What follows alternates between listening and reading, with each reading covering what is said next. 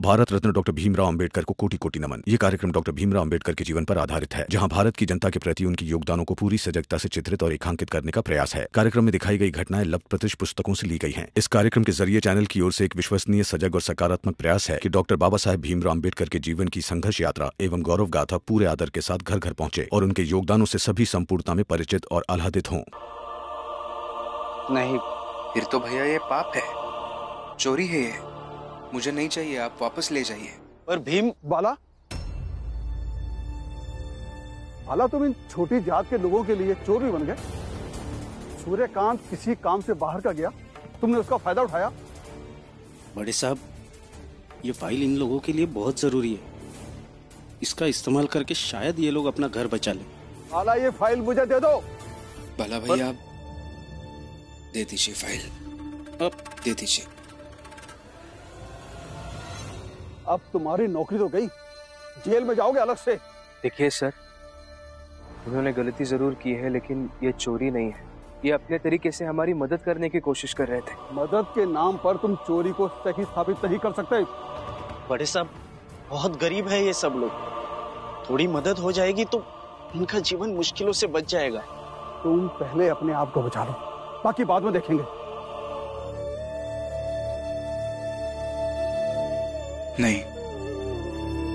नहीं भैया, ये सही नहीं है। लेकिन भीम, मेरे पास ये एक ही तरीका था जिससे मैं तुम्हारी मदद कर सकता था। मुझे कोई अफसोस नहीं है। एक नौकरी चली गई तो मैं दूसरी ढूंढ लूंगा, और जेल चला भी गया तो जीवन भर जेल में थोड़ी ना रहूंगा। पर इन सब से पहले मैं अपने साहब को बता दूंगा कि मेरी जात कौन सी है। क्या? नहीं भैया, आप वैसे प्रचंड देव जी, मेरे छोड़ूंगा नहीं तुम लोगों को। तुम सब ने मिलकर गलत किया है हमारे साथ, बर्दाश्त नहीं करूंगा। तुम सबको सबक सिखा के रहूंगा। रुको, ये हाथ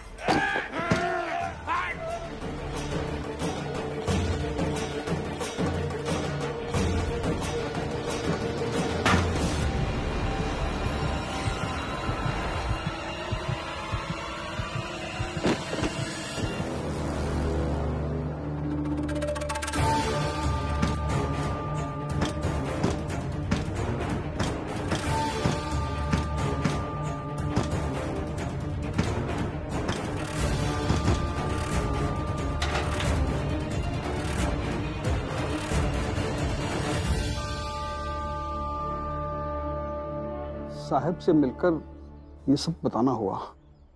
इनके साथ अच्छे संबंध बनाने चाहिए। साहब, रुको, तुम्हारी हिम्मत कैसे हुई आने की? मुझे आपसे कुछ बात करनी है। अगर मिन्नतें करने आए हो तो चले जाओ यहाँ से। धर्म के मारे किसी नदी तालाब में डूब मरो। बड़ी जात के होकर छोटी जात वालों को तवज्जो देते हो। मुझे अगर तुम्हारी हरकतों के बारे में पहले पता होता तो मैं तुम्हें यहां से कब का भगा देता। सूर्यकांत की तरह बर्दाश्त नहीं करता तुम्हें। साहब, मैं ना तो आपसे मिन्नतें करने आया हूं और ना ही मुझे आपसे कोई दया चाहिए। मैं तो बस आपसे इतना कहने आया था कि मैं भी उन्हीं की जात का हूं। क्या? और जात का तो छोड़िए, जिनकी मदद मैं कर रहा हूं वहीं उसी चाल में मेरा भी घर है। और इतना ही नहीं, जिस भीम के नाम से आप सब लोग घबरा जाते हैं, वो भीम मेरा छोटा भाई है। मैं उसी का बड़ा भाई हूं। चोर के साथ झूठे ही हो तुम। निकल जाओ यहां से। सच बोलने में बहुत बड़ी हिम्मत लगती है सर।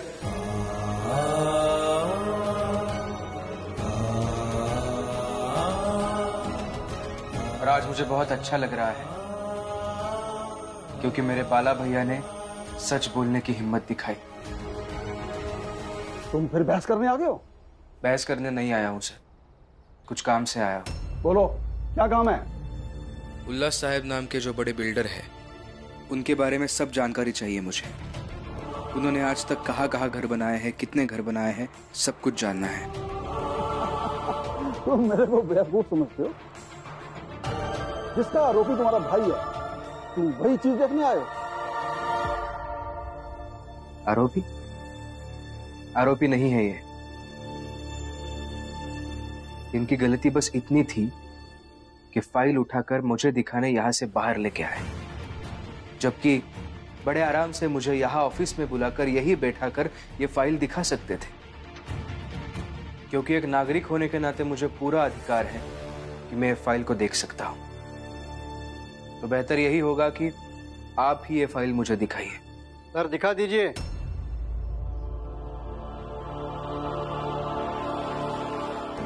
वरना कोर्ट से मांग लेंगे। आपकी नौकरी जा सकती है। जो भीम मांग रहा है दिखा दीजिए। बस दिखाने की तो बात है।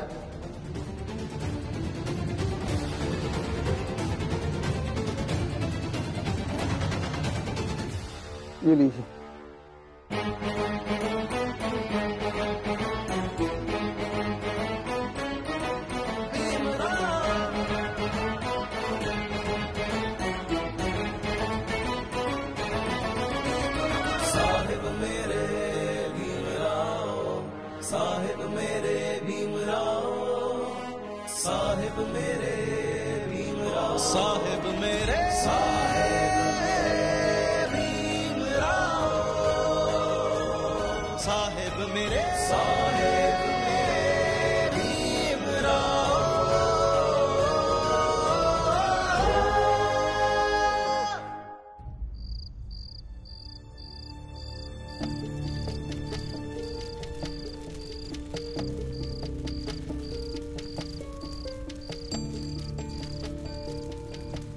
अरे राम जी,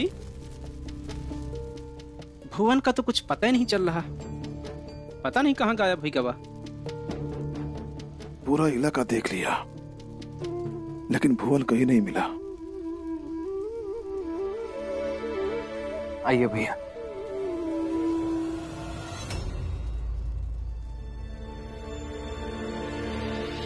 बाला,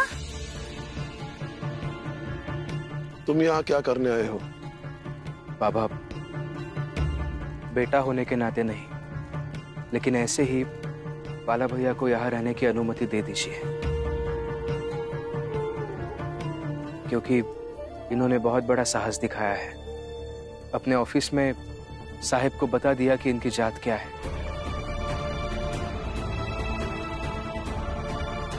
और आज अपने केस के लिए जो महत्वपूर्ण कागज है वो इनके ऑफिस से लेकर आए थे। मैं तो पहले ही कह रही थी कि बाला को हमारे साथ रखते हैं, लेकिन ये हर बार कसम दे देते हैं मुझे। रमा, बाला भैया भी खाना खाएंगे, आइए। बढ़िया है, बहुत बढ़िया है। अभी सब परेशान हो रहे थे कि भुवन कहाँ चला गया। हाँ, और यहाँ बाला आया तो बेटा, भाई और परिवार हो रहा है। खाने पीने की चर्चा हो रही है। वाह। अच्छा, आपको ज्यादा चिंता है तो जाकर ढूंढिए।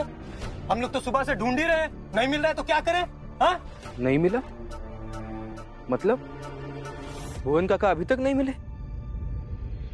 अगर ऐसा है तो हम सब यहाँ शांति से नहीं बैठ सकते। रमा, भैया को खाना परोस दो, मैं ढूंढ के आता हूँ। रुक भीम, मैं भी साथ चलता हूँ। सच कहूँ तो बचपन की यादें ताजा हो गई। काफी समय बाद ऐसे लग रहा है कि हम दोनों एक ही दिशा में चल रहे हैं। चल।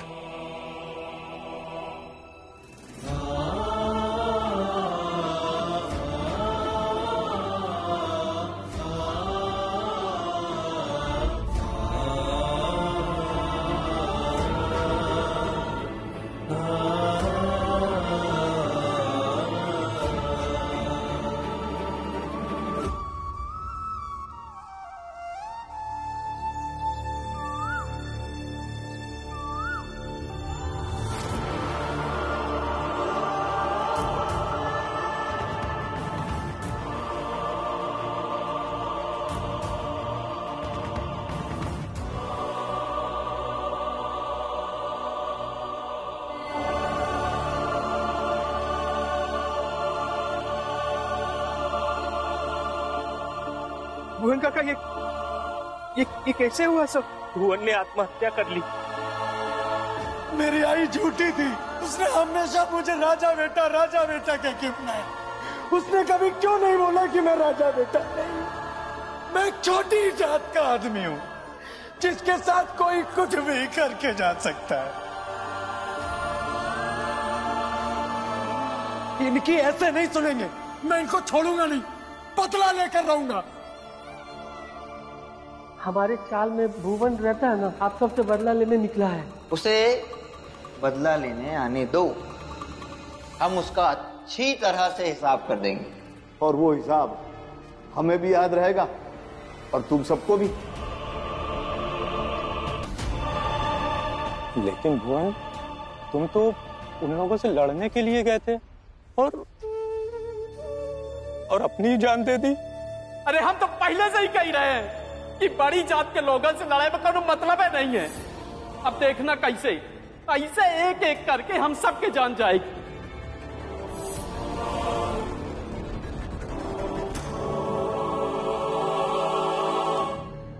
अरे भीम ये कुछ कागज है इनके जेब में। क्या है, दिखाइए। ये देखो।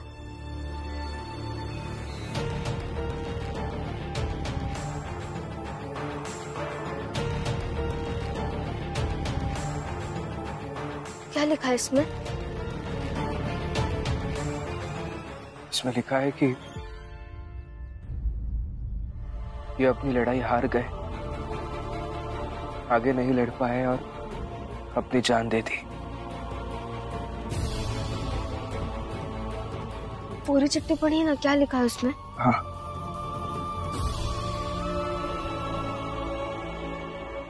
तुम सब भी थक जाओगे लेकिन लड़ाई नहीं जीत पाओगे, इसलिए मैं भी अपनी जान की शहादत दे रहा हूं। इसे बेकार मत जाने देना। इस लड़ाई को बंद करके अपने अपने काम धंधे में लग जाओ और चाल को भूल जाओ। कहीं और आसरा ढूंढ लो अपना।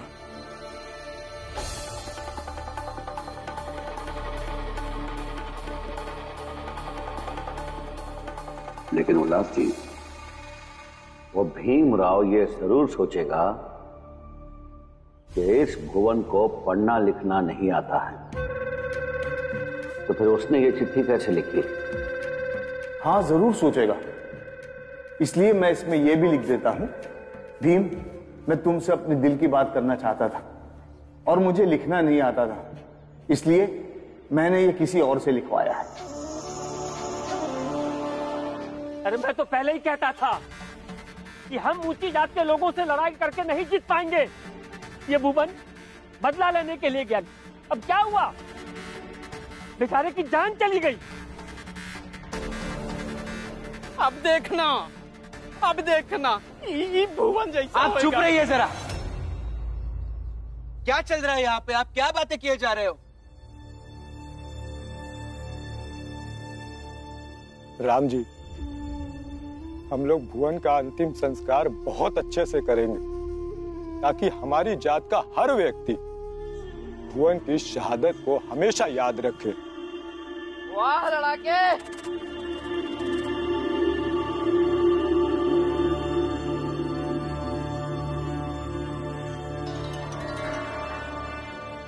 वाह लड़ाके!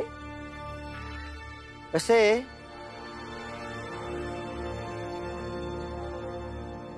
ये भी एक लड़ाकू था। हाँ, बड़ा अफसोस हुआ ये सब देखकर। ये लड़ाई है ना, रुकनी नहीं चाहिए ताकि तुम लोग एक एक करके मरते रहो और हम देखते रहे।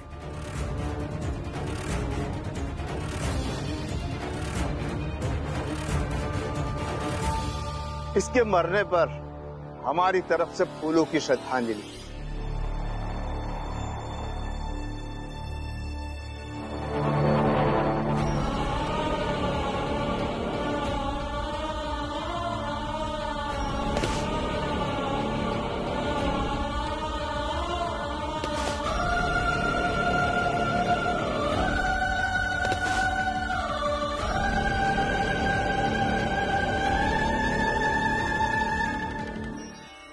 भीमराव, और कितने लोगों की जान लेगा तू? हाँ,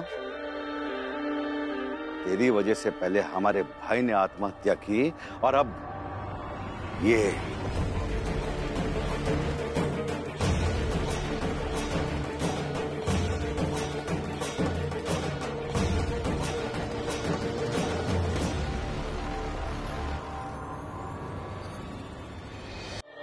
जल्लाद है तू, जल्लाद।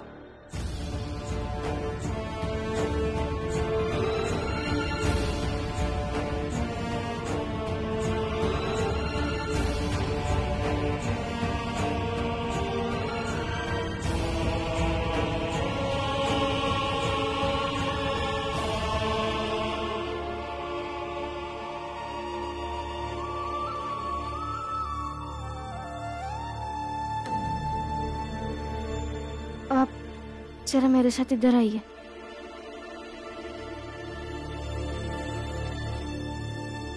क्या हुआ? मुझे नहीं लगता कि भुवन काका ने खुद से खुद को मारा है,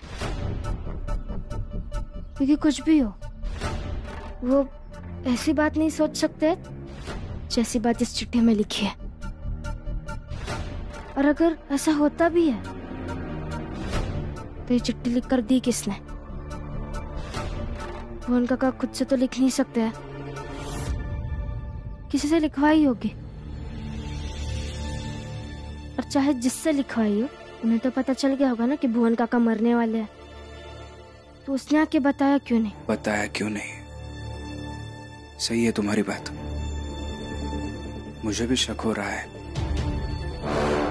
पता करेंगे, और मैं थोड़ा बहुत तो समझ पा रहा हूं कि ये किसका काम हो सकता है।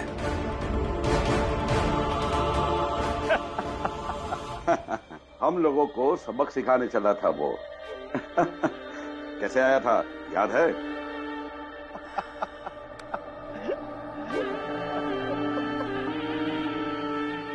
मालिक साहब, मालिक, मालिक। क्यों चिल्ला रहा है? आप लोगों ने मार डाला भुवन को।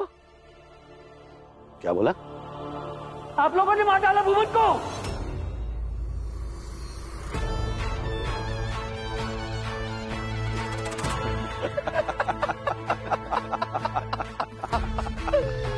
आप लोगों को ऐसा नहीं करना चाहिए था। अरे भुवन बुरा नहीं था, वो तो भीम, रमा और राम जी के चक्कर में ऐसा हो गया। आप लोग को ऐसा नहीं करना चाहिए था, नहीं मारना चाहिए था आप लोगों को। आप लोगों को नहीं मारना चाहिए था।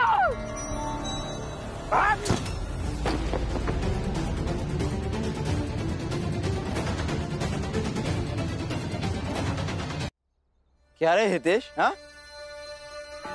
औकात भूल गया अपनी तू? सर पर चढ़कर नाचेगा तू? हितेश, तुझे बहुत हमदर्दी हो रही है भुवन के साथ, हाँ? गेहूं के साथ घुन भी पिसता है, ये सुना था। आज उदाहरण देख ले, भीम और रमा के चक्कर में भुवन पिसा है। तू किस्मत वाला है जो तू गेहूं के साथ नहीं है। दूर है, दूर ही रह, समझा? अभी हम लोग जा रहे हैं क्रिकेट का मजा लेने। तू निकल यहां से, चल भाग, चलो।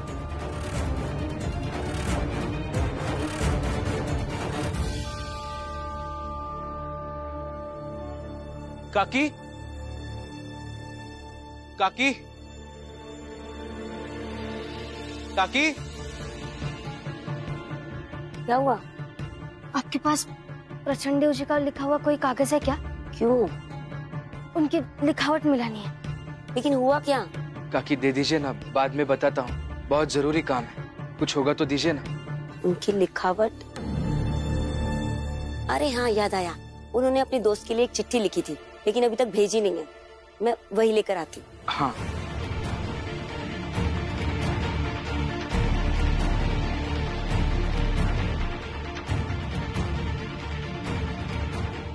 धन्यवाद।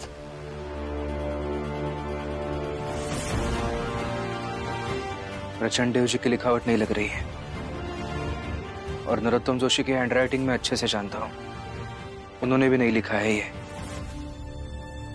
फिर तो एक साहब ही बचता है। लेकिन साहब की हैंडराइटिंग कैसे पता चलेगी? उनके घर में भी हम किसी को जानते नहीं है, कैसे मिलेगा?